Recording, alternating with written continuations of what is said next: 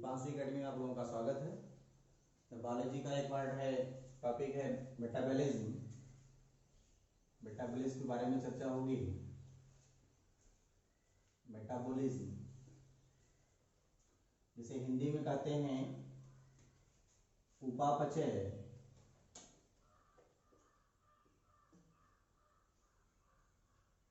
Body में जो जितने भी बायोकेमिकल रिएक्शन होते हैं, जैव रासायनिक प्रक्रियाएं होती हैं, उससे निकलने वाली जो ऊर्जा होती है जिसके द्वारा बॉडी की वृद्धि विकास में सहायक होते हैं, उस सारे फिनोमेना को हम नाम देते हैं। सारी प्रक्रिया का नाम होता है मेटाबॉलिज्म। अर्थात हम कह सकते हैं मेटाबॉलिज्म दो रूपों में काम करता है, दो कंडीशन में। एक का नाम होता है एनाबॉलिज्म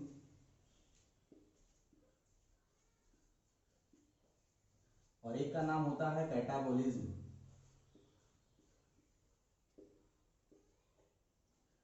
एनाबॉलिज्म को हम हिंदी शब्द में कहते हैं उपचय और कैटाबॉलिज्म कहते हैं अपचय।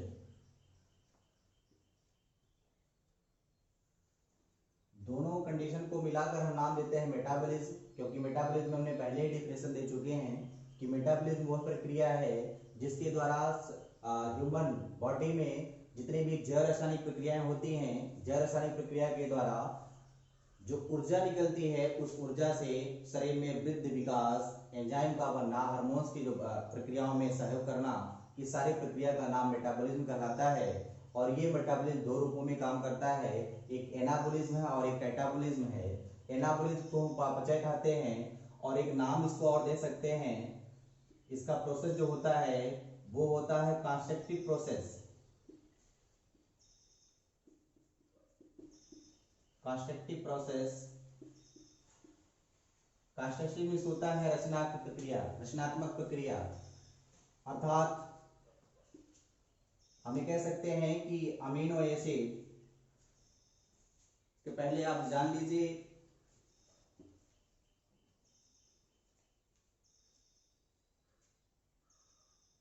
कॉम्प्लेक्स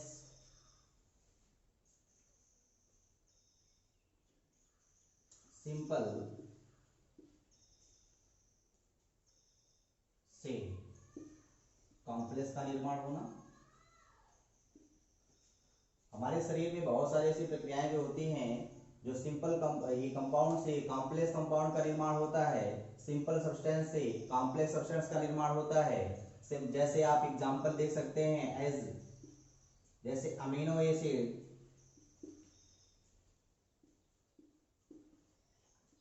से बनेगा प्रोटीन,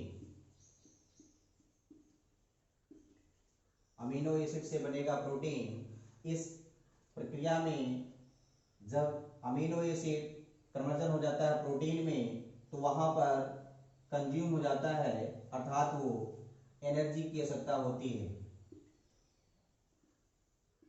ऊर्जा की आवश्यकता होती है। अमीनो एसिड से प्रोटीन का बनना एक एनर्जी कंडीशन में होता है, इसलिए हमने नाम दिया था सिंपल से कॉम्प्लेक्स का नाम। शब्द पढ़ा है कंस्ट्रक्टिव प्रोसेस, मतलब होता है रचनात्मक, रचना करना, बनाना। तो आप देख सकते हैं क्योंकि प्रोटीन जो बना होता है अमीनो एसिड से बना होता है। जब भी अमीनो एसिड, बहुत सारे अमीनो एसिड मिलकर प्रोटीन बनाते हैं तो उस समय एनर्जी की आवश्यकता होती है। और एक प्रक्रिया होती है डिस्ट्रक्टिव,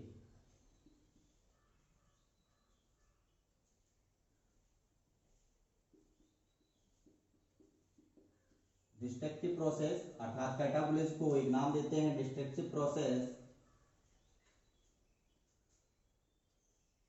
विध्वंसक जिसे कह सकते हैं, विनाशक जिसे कह सकते हैं। अर्थात इसमें प्रक्रिया जो होती है, इसमें सिंपल से कॉम्प्लेक्स बनता है, ये कॉम्प्लेक्स से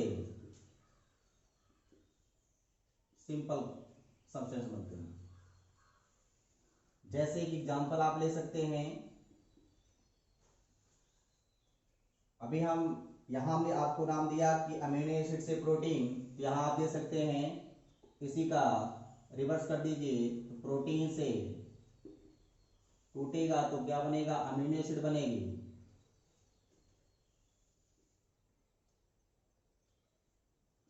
अमीनो एसिड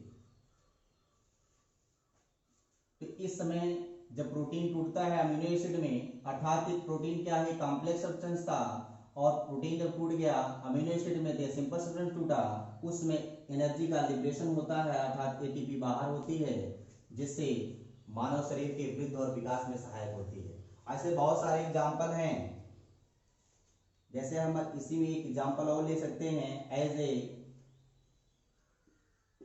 शुगर का टूटेगा ग्लूकोज में, ठीक है। तो बहुत सारे एग्जाम्पल आप एनाबोलिज्म और कैटाबोलिज्म में आप ले सकते हैं। इन दोनों प्रक्रियाएं साथ साथ आपके बॉडी में संपन्न होती हैं, जिससे मानव का जो शरीर होता है सुदृढ़ तरीके से विकास और वृद्धि कर सकता है। और जिस ह्यूमंस बॉडी में मेटाबॉलिज्म डिस्टर्ब हो जाती है वो बॉडी डिजीजेस हो जाती है, अर्थात उसमें रोग उत्पन्न हो जाते हैं। इसलिए अपने शरीर में हमेशा मेटाबॉलिज्म को समान रूप से बनाए रखना चाहिए। वो बनाए रखने के लिए ये होता है कि आप कंटामिनेटेड फूड को थोड़ा सा अवॉइड करिए, दूषित भोजन को अवॉइड करिए, हमेशा शुद्ध भोजन का ही उपयोग करना चाहिए। तो इस वजह से जो मेटाबॉलिज्म था, दो पार्टों में आपने देखा, एनाबॉलिज्म और कैटाबॉलिज्म, दोनों प्रक्रिया जब एक साथ होते हैं उस प्रक्रिया का नाम होता था मेटाबॉलिज्म। और उसमें आपने देखा कि एनाबॉलिज्म को हम कंस्ट्रक्टिव प्रोसेस भी कहते हैं, कैटाबॉलिज्म और डिस्ट्रक्टिव प्रोसेस भी कहते हैं। पिछले बार आपके नीट में एक आया हुआ था कि कंस्ट्रक्टिव प्रोसेस किसको कहते हैं, एनाबॉलिज्म को, कैटाबॉलिज्म को, मेटाबॉलिज्म नहीं था, एनाबॉलिज्म कैटाबॉलिज्म दो ऑप्शन और थे। तो उसमें आपको ये जानना चाहिए था, मतलब जानना जरूरी है कि कंस्ट्रक्टिव प्रोसेस किसको कहते हैं, एनाबॉलिज्म कहते हैं, और डिस्ट्रक्टिव प्रोसेस किसे कहते हैं, कैटाबॉलिज्म कहते हैं।